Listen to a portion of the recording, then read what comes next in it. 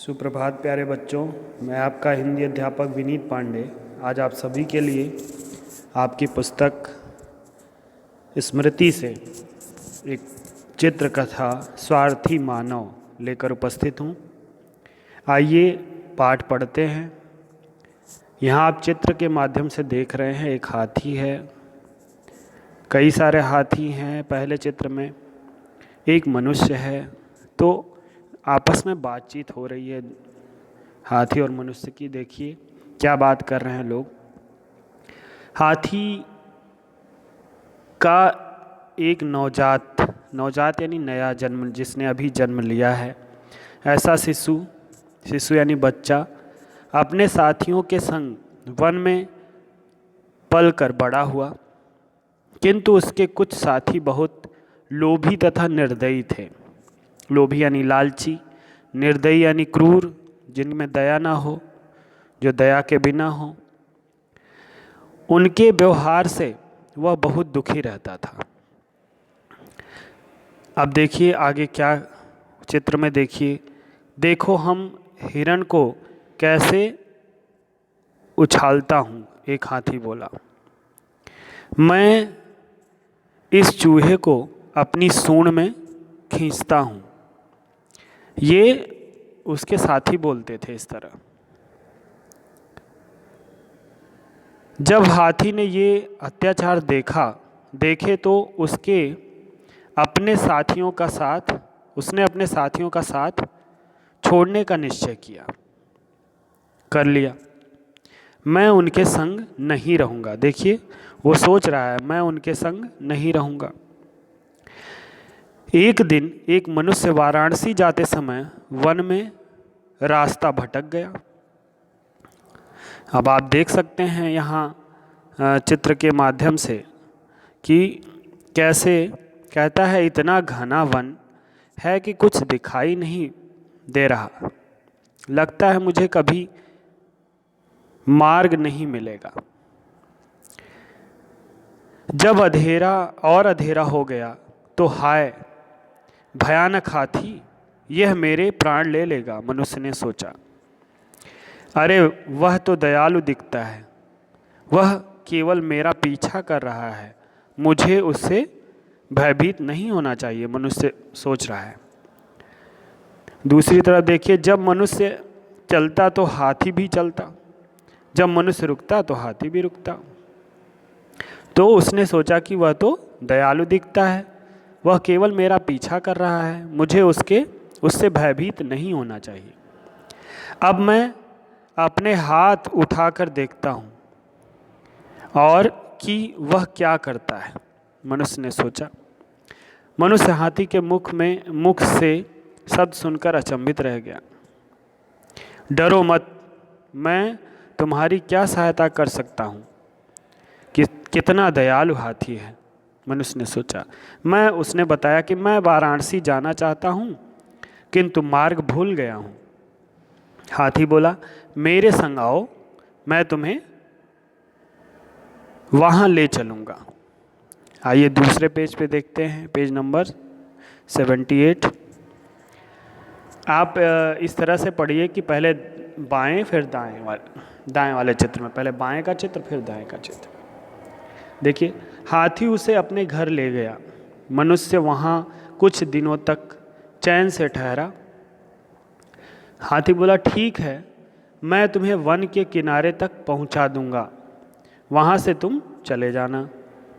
मनुष्य, मुझे यहाँ आनंद आ रहा है, किंतु मुझे आवश्यक कार्य से वाराणसी भी जाना है।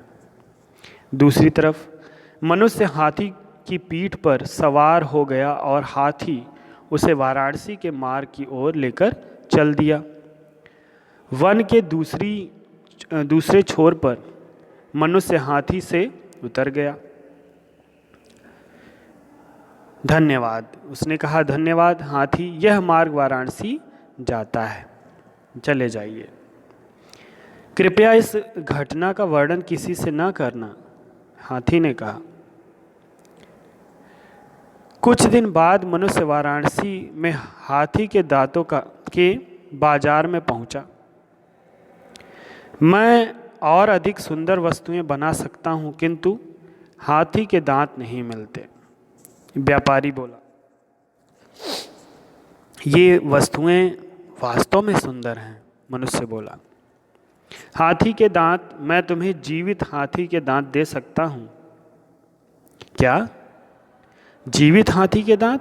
बहुत मूल्यवान होते हैं, वो व्यापारी बोला। लालच ने मनुष्य को स्वार्थी बना दिया।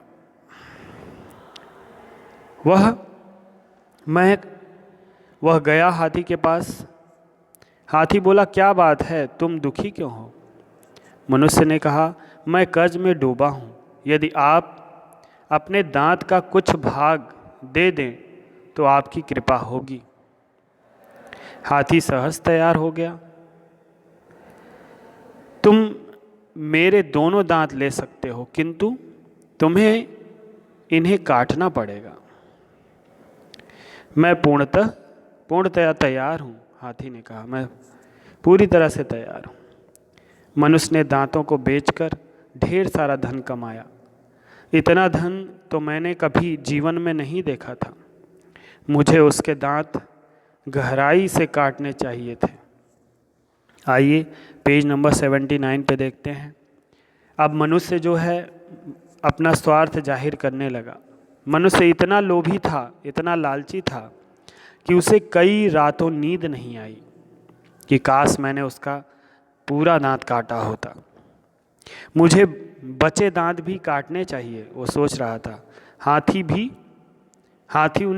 उन्हें भी देगा, यानी जो बचे हैं वो भी दे देगा। लोभ ने उसे पागल कर दिया। वह पुनः हाथी के पास गया। मुझे अभी भी कर्ज चुकाना है। क्या तुम मुझे और दांत दे सकते हो? हाथी बोला, ठीक है, तुम इन्हें ले सकते हो। हाथी के बैठने के पश्चात मनुष्य ने अपनी क्रूरता का परिचय दिया। उसने अपनी पूरी शक्ति से दांतों को खींचना तथा उन्हें काट लिया, खींचा और उन्हें काट लिया। यद्यपि हाथी को असहनीय पीड़ा हुई, असहनीय मतलब जो सहन ना हो सके, बहुत अधिक पीड़ा हुई, दुख हुआ, दर्द हुआ, किंतु उसने कुछ नहीं कहा। अब मेरा कार्य समाप्त हुआ। मुझे जिसकी आवश्यकता थी वह मिल गई। बचाओ बचाओ। सहसा मनुष्य को धरती हिलने का अनुभव हुआ। तभी धरती फट गई और ज्वाला प्रज्वलित हुई। मनुष्य को अब अनुभव हुआ कि उसे उसके लोभ का दंड मिल रहा है, किंतु अब वह कर ही क्या सकता था। जब ज्वाला उसे भस्म कर चुकी तो एक ध्वनि प्रकट हुई।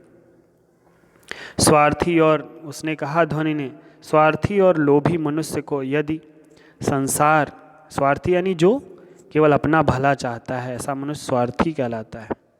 तो कहते हैं स्वार्थी और लोभी मनुष्य को यदि संसार का सारा धन भी मिल जाए तो वह संतुष्ट नहीं होगा। उस ध्वनि ने ये सब कहा।